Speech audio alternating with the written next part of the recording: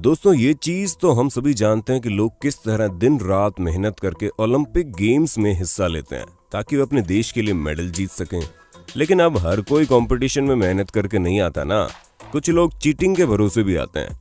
ऐसे में दोस्तों आज हम आपको कुछ ऐसे एथलीट से मिलवाने वाले हैं जिन्होंने चीटिंग की सारी हदें पार कर दी, और जब उनका राज खुला तो दुनिया हक्की बक्की रह गई। तो चलिए देखते हैं कौन है वो एथलीट्स और क्या किया इन्होंने। Madeline D Jesus. दोस्तों मैडलिन नाम के इस एथलीट का जन्म 4 नवंबर 1957 को हुआ, जहां ये लॉन्ग जंप और ट्रिपल जंप जैसे गेम में अपनी कंट्री को रिप्रेजेंट करती थी, जहां इन्होंने अपना पर्सनल रिकॉर्ड 6.96 मीटर की जंप लगाकर बनाया था, जो कि उन्होंने 24 जुलाई 1988 को मैक्सिको सिटी में बनाया था। और 1987 को ओडिपा पासो गेम्स में भी इन्होंने 5वां स्थान प्राप्त किया था।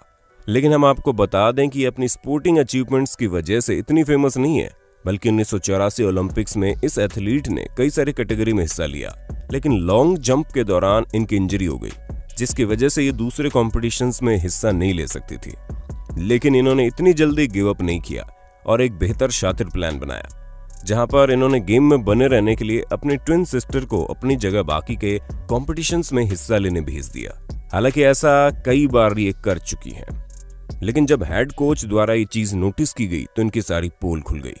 ऐसे में हेड कोच ने यह फैसला किया कि वो पूरी टीम को कंपटीशन से हटा देंगे, क्योंकि अगर ओलंपिक कमेटी को इस चीज के बारे में पता चलता तो ये उनके पूरे देश के लिए शर्म की बात होती। Liverpool police. दोस्तों ओलंपिक गेम्स हर बार चेंज होते रहते हैं, क्योंकि नए लोग आते हैं और पुराने भूलते चले जाते हैं। ऐसे में रोप पुलिंग कंपटीशन, जिसमें कई सारे लोग रस्सी खींचते थे, उस चीज को ओलंपिक में 1900, 1904, 1908, 1912, 1916 और 1920 में आयोजित किया गया। और दोस्तों उस समय अलग अलग क्लब्स इस कंपटीशन में भाग लेते थे। ऐसे में एक देश कई सारे क्लब्स के साथ खेल सकता था, जिससे एक देश में कई सारे मेडल एक ही गेम की वजह से आ सकते थे। हालांकि अब ये एक टीम स्पोर्ट बन गया है। खैर दोस्तों जो भी हो, लेकिन असली गड़बड़ तो 1908 के ओलंपिक गेम्स में हुई, जहां लिवरपूल पुलिस ने सिल्वर मेडल जीत लिया, जहां वे लंदन पुलिस से हार गई, जिसकी वजह से तीनों प्राइज ब्रिटिश के हत्थे लग गए। लेकिन स्टोरी यहीं पर एंड नहीं होती है, क्योंकि यहाँ पर चीटिंग लिवरपूल पुलिस ने की, जिसमें उन्होंने बहुत सारी भारी जूते पहन रखे थे, जिसकी वजह से सामने वाली टीम को उनसे जीतने में ज्यादा प्रॉब्लम आ रही थी। हालांकि इस बात पर यूएसए ने ऑब्जेक्शन भी किया, लेकिन उस टाइम जूतों को लेकर कोई भी रूल्स नहीं बने थे, जिसकी वजह से लिवरपूल पुलिस को यूं ही छोड़ दिया गया। पर कुछ भी कहिए, इतनी चीटिंग करने के बाद भी लिवरपूल पुलिस फर्स्ट नंबर पर आकर गोल्ड मेडल नहीं जीत पाई।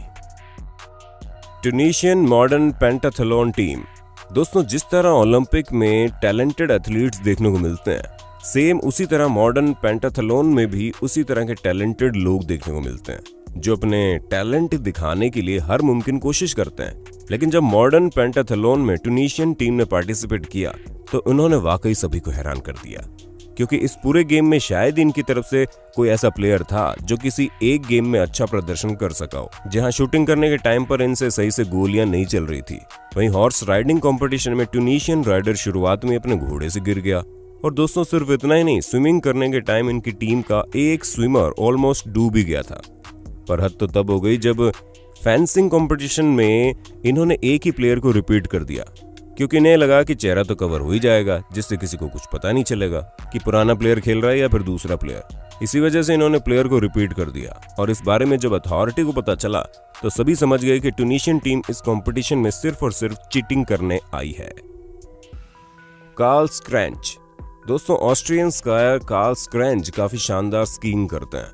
अगर आप 1960 के टाइम के ओलंपिक देखेंगे तो आपको पता चलेगा ये कितने शानदार स्कीयर थे, जहां इन्हें जीतने की भूख हमेशा लगी रहती थी, और इसी वजह से ये दिन रात प्रैक्टिस भी करते थे और अपनी परफॉर्मेंस भी अच्छे से देते थे। लेकिन कहते हैं ना, जब किस्मत खराब तो कुछ भी हो सकता है। ठीक है, यही चीज कार्ल स्क्रैंच के साथ 1968 के ओलंपिक गेम्स में हुई, जहां इन्होंने 3 अलग अलग कंपटीशन में हिस्सा लिया था, जिसमें से 2 तो इनके प्रतिद्वंदियों ने जीत लिए, जिनका नाम कीली था। लेकिन जब थर्ड कंपटीशन हुआ तो उसमें इनके साथ एक अलग ही दुर्घटना हो गई। जहां पर ये स्कीइंग कर रहे थे तो काफी ज्यादा धुंध थी, जिसके कारण इन्हें कुछ भी दिखाई नहीं दे रहा था। तभी इनके सामने से एक शख्स दौड़ता हुआ चला गया, जिस कारण ये काफी डिस्टर्ब हो गए और वापस से जीतते जीतते रह गए। इनका कहना है कि इनके साथ चीटिंग हुई है, लेकिन अब किसे पता कि ये चीटिंग थी या फिर हारने का बहाना।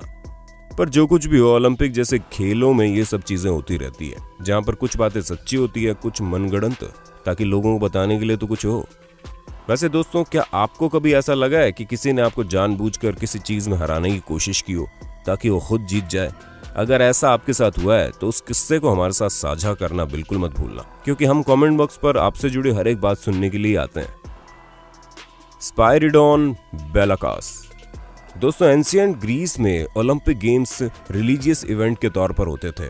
हालांकि अब तो प्रॉपर ओलंपिक गेम्स होते हैं, पर ग्रीक एथलीट्स जो कि शुरू से ये जानते हैं कि उनके यहाँ किस तरह के रिलीजियस गेम्स होते थे, ऐसे में उन्हें अपने गेम को लेकर और ज्यादा प्रैक्टिकल और सीरियस होना चाहिए।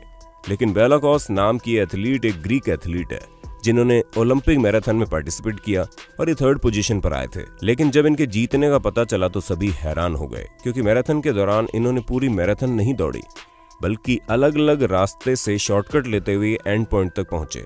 और जब इस चीज का अथॉरिटी को पता चला तो इनके मेडल को इनसे छीन लिया गया और इन्हें डिस्क्वालीफाई भी कर दिया गया। जहाँ इनके बाद जो शख्स पहुंचा था उसे 3rd पोजीशन दे दी गई। तो दोस्तों, हमें पूरी उम्मीद है आपको अपने होस्ट और दोस्त सैम की वीडियो में काफी मजा आ रहा होगा। अगर हाँ, तो वीडियो को लाइक करते चलिए ताकि हम फ्यूचर में इसी तरह इंटरेस्टिंग वीडियोस लाते रहें। हंस गुनार लिल जेनवॉल। दोस्तों, आजकल तो हम लोग डोपिंग के कई सारे मामले देख रहे हैं, जहां पर कई सारे एथलीट्स और प्लेयर्स अपने गेम से पहले तरह तरह की चीजें अपनी बॉडी में इंजेक्ट करते थे, जिससे इनकी परफॉर्मेंस और ज्यादा बेहतर हो सके। और कई सारे प्लेयर तो रंगे हाथों भी ये सब काम करते हुए पकड़े गए। अब जाहिर सी बात है कि ये लोग पहली बार तो ऐसा कर नहीं रहे हैं, क्योंकि किसी न किसी ने तो इसकी शुरुआत की होगी। और हम आपके लिए उस शख्स को लेकर आए हैं। जी हाँ दोस्तों, हंस गुनार नाम के इस एथलीट ने 1964, 1968 और 1972 के ओलंपिक में हिस्सा लिया, जहां 1968 में इन्होंने 3rd पोजीशन जीतकर ब्रॉन्ज मेडल अपने नाम किया। और ऐसा सिर्फ और सिर्फ डोपिंग की वजह से हुआ, क्योंकि दोस्तों यही वो साल था जिस साल सबसे पहले एथलीट्स के द्वारा अलग अलग तरह के सब्सटेंसेस बॉडी में इंजेक्ट करने की खबर लोगों के सामने आई। हालांकि हंस गुनार ने गेम से पहले स्टेरॉइड वगैरह कंज्यूम नहीं किया था, इन्होंने तो बस अल्कोहल ली थी। पर उस समय अल्कोहल लेकर कोई ओलंपिक गेम्स में खेलने नहीं पहुंचा था, जहां उन्होंने खुद ये कन्फेस किया था कि शूटिंग कंपटीशन से पहले इन्होंने 2 बियर पी ली थी। और ऐसा इन्होंने टेंशन की वजह से किया, क्योंकि मैच का प्रेशर इनसे हैंडल नहीं हो रहा था। अब ये कुछ भी कहें, पर इस तरह की चीजें करना अपने आप में वाकई काफी बड़ा अपराध है। कियान ओकोनोर। अब हम आपको जिस चीटर से मिलवाने जा रहे हैं वो हमारे लिस्ट का सबसे अनयूजुअल चीटर है, क्योंकि इन्होंने चीटिंग अपने जरिए नहीं बल्कि अपने हॉर्स के जरिए की।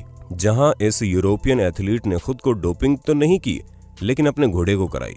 वैसे तो इस एथलीट ने 2004 के ओलंपिक में गोल्ड मेडल भी जीता था, लेकिन इनके इज्जत का कबाड़ा तब हो गया जब इनका घोड़ा डोपिंग टेस्ट में फेल हो गया, जहां इसके शरीर में कुछ ऐसे सब्सटेंस पाए गए जो उसके शरीर में नहीं होने चाहिए थे। लेकिन जब इसके बारे में कियान से पूछा गया तो इन्होंने साफ शब्दों में कहा कि इन्होंने अपने घोड़े को सिर्फ मेडिकेशन दी थी ताकि वो फिट और एक्टिव रहे, वो भी बहुत पहले। लेकिन अब उन्हें क्या पता था कि इसका असर इतने समय तक रहेगा। लेकिन इनकी बातों को नजरअंदाज करते हुए अथॉरिटी ने इन्हें अनफेयर करार कर दिया। नेरो। अब दोस्तों चलिए रोमन एम्परर नेरो के बारे में बात करते हैं, जिन्हें इनकी क्रूरता के लिए जाना जाता है। जहां ये अलग अलग तरह के संकीर्ण इंसान थे, इन्होंने पेंटिंग, पोएट्री और मूर्तियां बनाने में भी महारत हासिल की थी। लेकिन इन्हें सबसे ज्यादा म्यूजिक पसंद था, और तो और इन्होंने 67 AD में हुए ओलंपिक गेम्स में भी हिस्सा लिया। जी हाँ दोस्तों, पहले भी इस तरह के ओलंपिक होते थे जहां अलग अलग तरह के कैटेगरी के गेम्स हुआ करते थे, और नीरो ने खुद अथॉरिटी से कहकर गेम्स को आगे बढ़ाया था ताकि ये हर चीज में पार्टिसिपेट कर सके।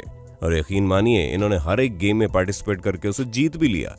अब आप तो जानते ही हो कि इन्होंने किस तरह जीता होगा, क्योंकि जाहिर सी बात है कि एक राजा को भला कौन हरा सकता है। लेकिन जब बाद में इनका कैरेक्टर लोगों के सामने आया तो इन्हें विजेता की लिस्ट से हटा दिया गया, और इस तरह से ये हिस्ट्री के सबसे भयंकर वाले चीटर बन गए। तो दोस्तों आज के लिए बस इतना ही। उम्मीद है आपको हमारी वीडियो पसंद आई होगी। अगर हाँ तो इसके बारे में कमेंट करके जरूर बताना, और ऐसे इंटरेस्टिंग वीडियोस लगातार देखने के लिए हमारे चैनल को लाइक, शेयर, सब्सक्राइब बिल्कुल कर देना। धन्यवाद।